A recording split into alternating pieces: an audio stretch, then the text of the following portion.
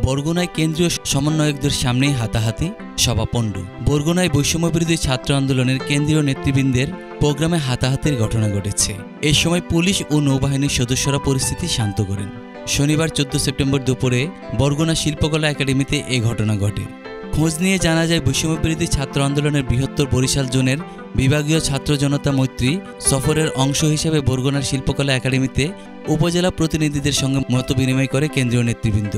মতবিনিময় সবার এক পর্যায়ে বরগুনায় বৈষম্যবিরোধী ছাত্র আন্দোলনের সমন্বয়ক দাবি করা মীর নিলয়কে ছাত্রলীগের দূষর আখ্যায়িত করে রেজাউল করিমের গ্রুপের ছাত্ররা বিভিন্ন ধরনের স্লোগান দিতে থাকে।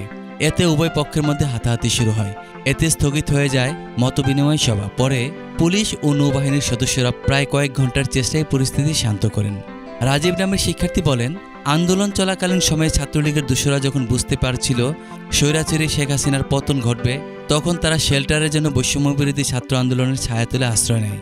তারা 5 তারিখের পর বিভিন্ন অন্যায়মূলক কর্মকাণ্ডে লিপ্ত হয়, আর এর দায়ভার আসছে ছাত্র আন্দোলনের উপর। আরিফ নামের আরেক শিক্ষার্থী বলেন, ছাত্রলীগের পদ প্রত্যাশী মীর নিলয় বৈষম্যবিরোধী ছাত্র আন্দোলনের সমন্বয়ের দাবি করে চক্রান্ত চালিয়ে 5 আগস্টের প্রোগ্রামটি বরগুনায় হতে দেয়নি।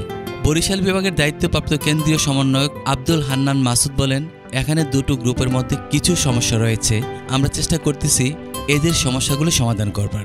বরগুনা সদরের উপজেলা নির্বাহী অফিসার শামীম মিয়া বলেন, এখানে একাধিক গ্রুপ উত্তেজিত পরিবেশ সৃষ্টি করছিল, এর মধ্যে বহিরাগতরা ঢুকে পড়েছিল, আমরা এসে পরিবেশ শান্ত করেছি।